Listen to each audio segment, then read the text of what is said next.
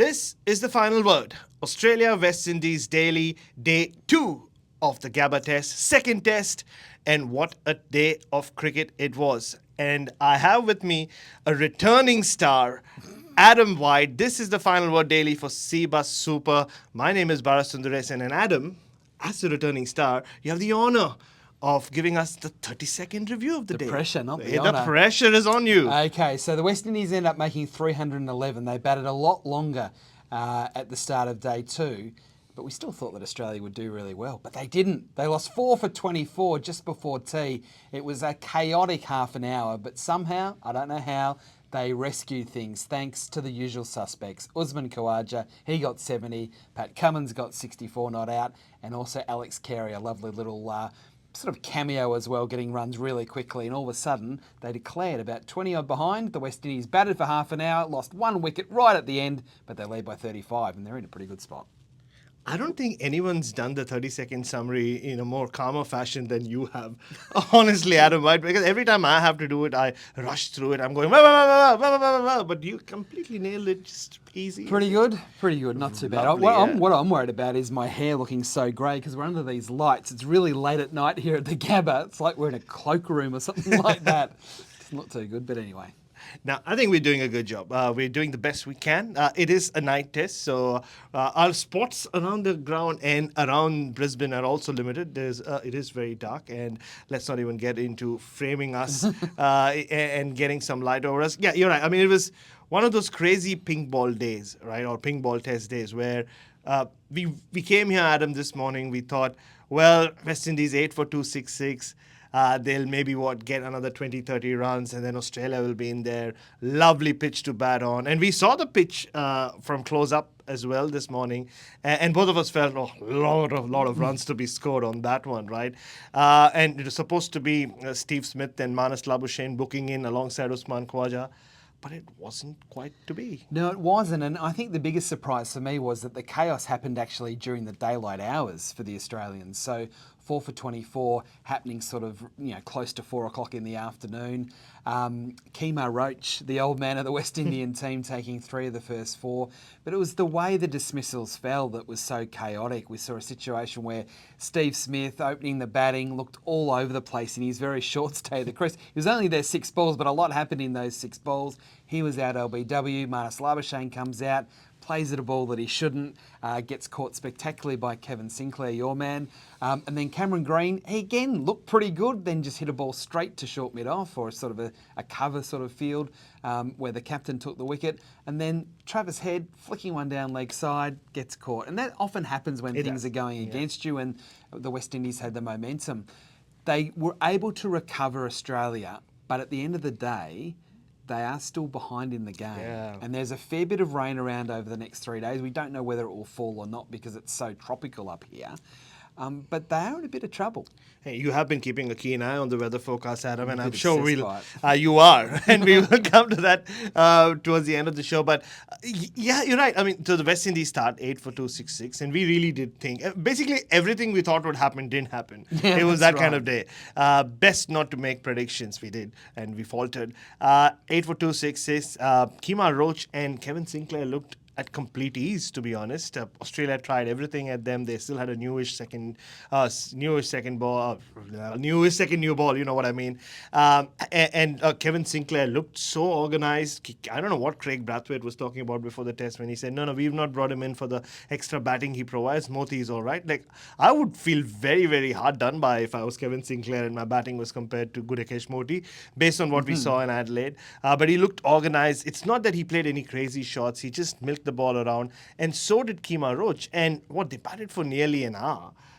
Before the run out happened, Kemar Roach goes for it, misunderstanding, and Roach slips in the middle of the ground. Like water skiing down. It did. Like, it felt so bad for the old guy of the team. Yeah. But then Kevin Sinclair continues on. A lovely moment when he gets to his half century. For once, it wasn't Shamar Joseph, but the other Guyanese youngster who put his hand up and really, made an impact. He did, and look, this is an overall judgment of the Australians, and I might be being a bit unfair in saying this, but I think the way that they got through that first hour and a bit today in the field, they look tired, they look jaded. It has been an incredibly long 12 months for them. In fact, probably longer than that. You go Yeah. back to the home world T20 World Cup in the country. Now, they didn't make the final, but there was a lot of pressure on them going in. A home summer, as per normal. Then they had India. Then they had the World Test Championship. Then they had the Ashes. Then they had the World Cup. They also played in South Africa as well. More games in India. And then obviously the home summer. They just look tired and a bit jaded. And if you sort of compare the way the Australians have been in the field in this match compared to the West Indies, who have been really up and about, vibrant, it's quite intoxicating watching the way that they go about their cricket. They've always been a bit like that. Yeah.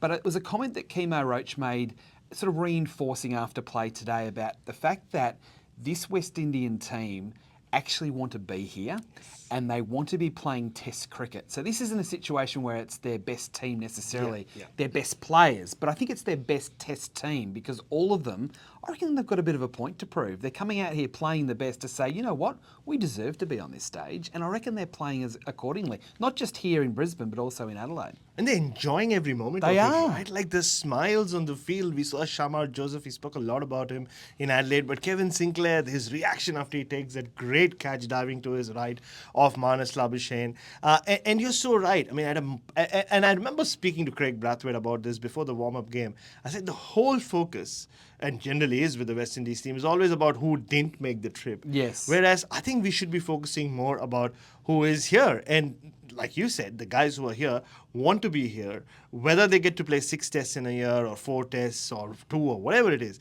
They're making the most of their time in Australia. And it's not just the guys who are playing. I've seen the likes of Zachary McCaskey and even Tevin Emlak, who've not played a test match on this tour.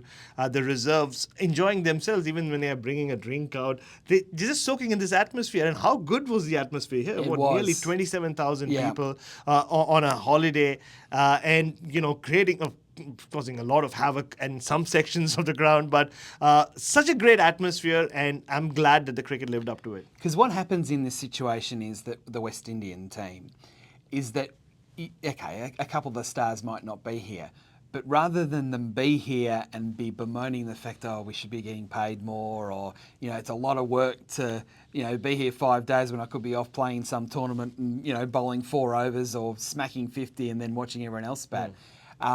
And kind of can drag the mood down, whereas this group here want to be here. And I think we've seen that. And, I think in Adelaide, and I know we've talked about this a bit over the last few days, that while it was done in 2 and a bit days, it felt a lot closer, this test match. So if we go back to Adelaide, the West Indies had Australia 6 for 140. We go here to Brisbane, 4 for 24, but also 6 for 150. So they are showing that they can match it for periods. They've got to match it for longer to be in the test match, and we saw that with Pakistan. They couldn't quite do it for long enough. But there was a bit of spunk about the Pakistan team because they were young and enthusiastic generally, and I think we've certainly got the same here with this West Indian team, and it's great to watch. I'm loving it. So am I. And I think everyone around Australia, everyone at the Gabba, and I think in world cricket always enjoys the West Indian team doing well, but I think they enjoy West Indian team enjoying themselves even more because that is the best form of West Indies cricket.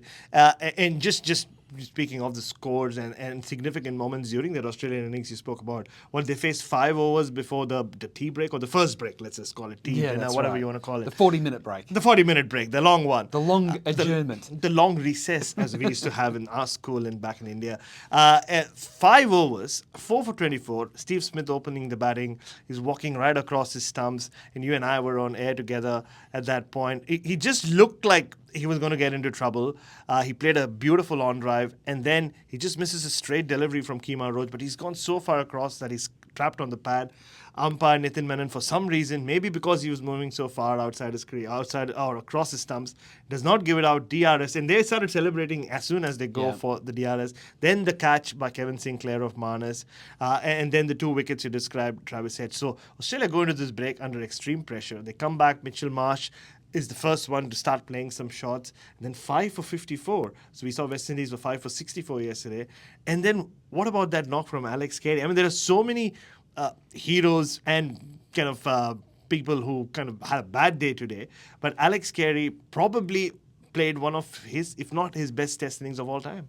I agree with you. And I'm So pleased for Alex Carey. You know, I know Alex pretty well. I know you know Alex pretty well. And I think he's been marked really harshly over what happened in the Johnny Bairstow situation. And I'm not talking about that incident, but I'm talking about what happened post that incident. That it was like, oh, it's affecting his cricket, all those sorts of things. It may have been because statistically he did drop away a fraction. But we saw, since he's come back here to Australia, he batted really well in a Shield game in Adelaide against Victoria on a tough wicket. I think that gave him a bit of confidence. He's then come into this Test series, and that's not the first time he's batted well. Certainly, I think the best he's batted and the most destructive he's batted, but he's actually put together some really good little innings for Australia through this series. And his glove work, we haven't really noticed him outside a couple of times at the whacker. He's just done his job. So I'm really pleased for him, and I'm really pleased that he got rewarded with that ICC wicketkeeper, Test wicketkeeper of the year. I think he deserved that, and yeah, he's going very well. He was very lucky though. For those that haven't seen it, the ball he actually did get bowled. He got bowled. I think you should keep that for the Hall of Fame. I think that was quite. We should. I think that was like a special moment. That I don't think it'll ever happen again, or it has happened. He did get bowled though. He did, but he wasn't bowled. You'll hear about it. Just hang in there. But yeah, I mean, he was scoring at well over 120, or a strike rate of 120, 130, and it wasn't just a counter attack. It was a proper. He dominated the bowling, and it was an explosive innings. I think the most explosive innings we've seen from Alex Carey. He comes in with that reputation when he does make his Test debut 3-4 summers ago. But I think this is the first time he did that with Australia under pressure. But then he gets out hooking Shamar Joseph. Australia still in trouble, and just before the second break, Mitchell Starc is peppered by the short ball, and then he just edges one to the slip cord, another sharp catch, and that becomes the last ball of that session, and Australia are still way behind. And then we see another partnership, and this time it was Usman Khawaja. And Australia's, we keep calling Travis Head their crisis man, but I think Pat Cummins has also proven in the last 6 months or so with the bat that he is as much a crisis man for them as Travis Head. So the way I would describe it is that Pat Cummins and Usman Khawaja, but let's focus on Pat Cummins, he is cool in a crisis, whereas Travis Head is chaotic in a crisis. Yeah, that's correct. But they're still just as effective as each other. They are, aren't they? And he kept his cool, Pat Cummins, but he also got a little chaotic, really. I mean, he wore out that short pitch ploy that a lot of teams seem to use against the Australian tail, just like they do against the opposition tail. It survived that really sharp spell from the Josephs, Alzarri and Shamar, in the start of the third session. And you thought at that point, West Indies was so far ahead of the game, a wicket would fall at any point, and West Indies could end up with a lead of even like in the range of 140, 150. But then Pat Cummins starts playing some shots. He plays a lot of hits a lot of boundaries in that backward point, third man region, giving himself room and just leveraging it over the top. Yeah. Absolutely, and Usman Khawaja is doing his bit at the other end, and that's the partnership which kind of helps Australia sort of draw parity. And then Usman Khawaja gets out, and I'm sure it's not just a dismissal. Kevin Sinclair just white ball drives and got it slip sharp catch by Athanase. But what followed after that will I think it'll be part of the highlight reel for not just this series, but for many summers to come with Kevin Sinclair. Are we sticking that in the whole? I think we should just do it now. No, we should just do the Kevin Sinclair. Well, okay. So I want to say one thing first, because you're going to talk about the celebration because he's your man. But I think the interesting part about what Cummins did, and then even Lyon towards the end, maybe a little bit of Aussie as well, is that, and this is the whole thing about day-night Test cricket, I think the Australians kind of knew that we do want to bowl tonight against the West Indies with a brand new pink ball under lights. So we're just going to hit out or get out. If we're 50 behind, if we're 20 behind, it doesn't really matter. We want to have enough time to try and get some West Indies second innings wickets. So that's why I think largely we saw such enterprising cricket, because it's kind of like, well, if we get out, it doesn't really matter. It probably does a little bit, but they were able to reduce that. As I said, the deficit was there 120, 130, and all of a sudden you look up, it's 50. Yeah. And in the end, it was only 20. But the Khawaja dismissal kind of came from nowhere. He looked untroubled by all the bowlers. He nicks to slip. Your man gets his first wicket in Test cricket. And what does he do, Bharat? Well, he did what he's known to do, which is do this outstanding somersault and then follow it up with a back flip or a front flip, whatever you want to call it, and lands on his feet. And look, we were all waiting for it. We were all hoping that Kevin Sinclair takes a wicket just so that we can see the celebration. He'd not bowled really well till that point. No, not bowled well at all. Exactly. I was just talking about Grandpa Carlton, who's played such a big role in his life, about to turn off the television screen because he'd had enough, I'm sure, and then he takes that wicket, and then comes the great somersault. And we'll talk about your rating maybe in the Hall of Fame. But then Pat Cummins goes on to make his highest test score, his first test 15, five summers, quite some time. 5 years, Yep.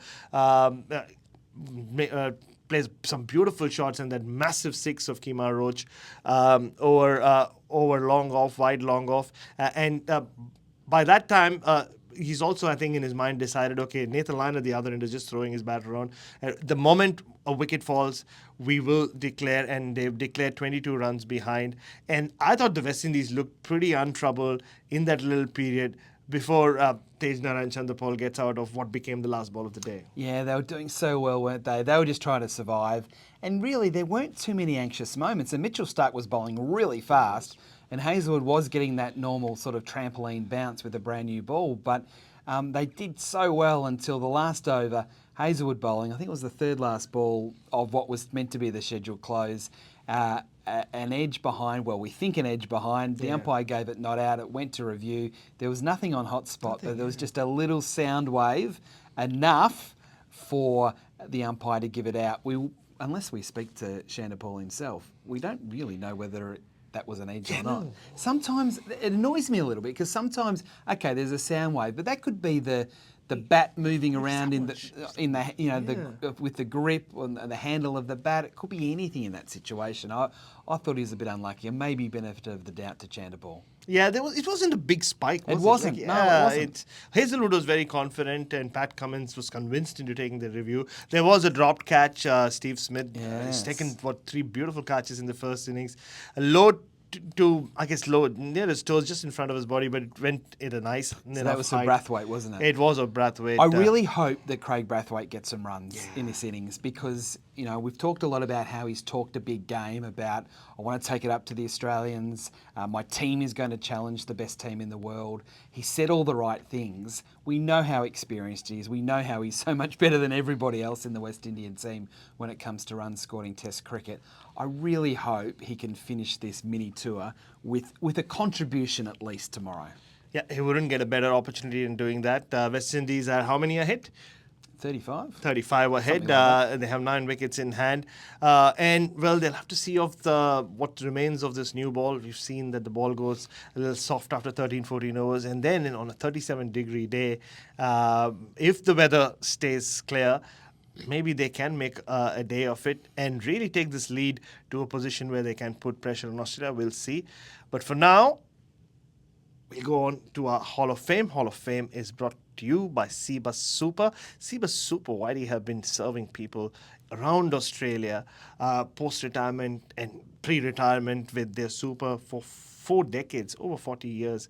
900,000 plus people have had their lives enriched by CBUS Super. And to know more, go on to cbussuper.com.au. But remember, past performance is not a reliable indicator of future performance. So Hall of Fame, You've done it Whitey. very well. I'd almost put you in the Hall of Fame for the way you've just gone through that. That was very impressive. I mugged it up. Now, my Hall of Fame is a bit random, a bit different. Oh, it has to be. I loved Alzarri Joseph today when one thing happened. Craig Brathwaite went off the field. Now, we don't know why he went off the field, but he went off the field. And Alzarri Joseph was all of a sudden the captain. And the moment that he stood, in fact, went over the rope and went off Craig Brathwaite, Alzarri Joseph is changing the field straight away. Even if he was moving them 2 metres, he moved at least 6 fielders, maybe 7, talked to the bowler, demanded what he was to bowl. Then Craig Brathwaite, as I said, he may have gone for a swim. He was gone for quite some time. And Alzarri Joseph's doing all sorts of things, put himself back onto bowl. I loved it. I loved it. It's like, that was leadership. That was leadership. I love that. I reckon that goes in the Hall of Fame, Alzarri Joseph. Oh, that was beautiful. And you remember the moment when Moti was just a bit slow on the ball. He took a single and Moti was a substitute. He just banished him. That's right. To no particular position on the field. He just said, hey, just get lost. You go there Go and somewhere." stand in the corner. Yeah, in front of the noisiest part of the crowd. right. That's you right. deal with that. So interest. Obviously, it was dress-up day around the Gabba. There was Darth Vader, and there was that point earlier in the day when you and I were interviewing Uzi Khawaja when I was about to ask a question, and well, that's it. The Right now, music- he's going to march call me music Darth came for on. the rest of my life because he's already started calling me Darth Bharat. But speaking of fans, we had a big, I think, 60 member crew who were representing the Cool Runnings gang, the Jamaican bobsled team, and they were asked to leave. They were probably the rowdiest They got lot. slightly over enthusiastic. A bit, yeah, and they missed the entire last session, so they did see quite a few exciting moments. There were so many, so they didn't miss out on a major chunk of the excitement. But yeah, got a bit too rowdy. I'm sure they're having fun somewhere right now. at this I point. actually think we should put the entire crowd into the Hall of Fame because there was 29,000 in attendance today. Brisbane often get criticised that they don't turn up, and I think there was a little bit of concern around, all the controversy around Australia Day, just how it would be received from the Brisbane public. Because when you look around town, there's not a lot of posters or signage or an indication that there is a test match being played. But to turn up tonight, or turn up today and going into tonight, and seeing 30,000 people here for a test match involving the West Indies, it felt like day-night test cricket from 30 years ago, the atmosphere. It was a real carnival sort of atmosphere. And it was hard not to get swept up in it. I thought it was fantastic. So to the Brisbane crowd that turned up, I hope you turn up again tomorrow because we should have another great day of test cricket. It is a Saturday, so who knows. But the last 2 days, I think the crowds, like in Adelaide, have surprised us with how many they've been here. Yeah, and there was that concern that, West Indies are coming, who will come and see them? Not only have the West Indies been entertaining, but they've put on a good enough show for so many people to turn up. Adelaide Day 3, 17,000 people turned up to watch 90 minutes of cricket. But before we go, we need to talk about that moment, the Alex Carey moment. You kind of touched upon it. When he got bowled but didn't get bowled. Yes, exactly. So can you please take us through that? Like, what do you mean by he got bowled but he didn't get Well, bowled? I was actually broadcasting at the time, and we heard this big noise, and it definitely didn't come off the bat because Carey was beaten by the delivery. But the noise must have come off the back flap of the pad or something, because the West Indians, some of them appealed, but a lot of them didn't appeal. We're thinking, what's the noise? There was a noise, a big noise. We see the replay. The ball actually hit the off bail, which is a zinger bail, Yes. which means it's a bit heavier. heavy. And I know it's Adam Collins, he gets a little bit emotional about all of this. But the zinger bail actually spun around in its grooves at least 360 degrees, maybe even a little bit more. It's like a poker machine when it sort of spins around, the old style poker machines, but it stayed in its grooves. So it wasn't out. It hit the stumps, but it's not out because the bail didn't go out of the grooves. So you're saying that it was an exciting day of cricket where Kevin Sinclair did a flip, but so did the bail. That's exactly right. That is exactly right. And the game flipped as well. It Flopped, did. Flipped, flopped, as it has for most of the first 2 days. Quite the flip-flop test match already, and I'm Well, you have sure... to think about it. Sorry, Bharat, but have a think about it. When the West Indies were 5 for 65 after the first 2 hours of play, we were thinking this is going to be a one-sided 2-day test match. It did it. We've gone through 2 days, and we actually have no idea who's going to win. I know, right? It's good. Yeah, it's beautiful. More pink ball cricket, maybe. Maybe. We'll see. But we will be here tomorrow for day 3 of this exciting test match. Like Adam White said, we don't know where it's going, but we know for a fact that we'll be here. So we'll talk to you tomorrow. This was the Final Word Daily. Catch you tomorrow. Catch you later.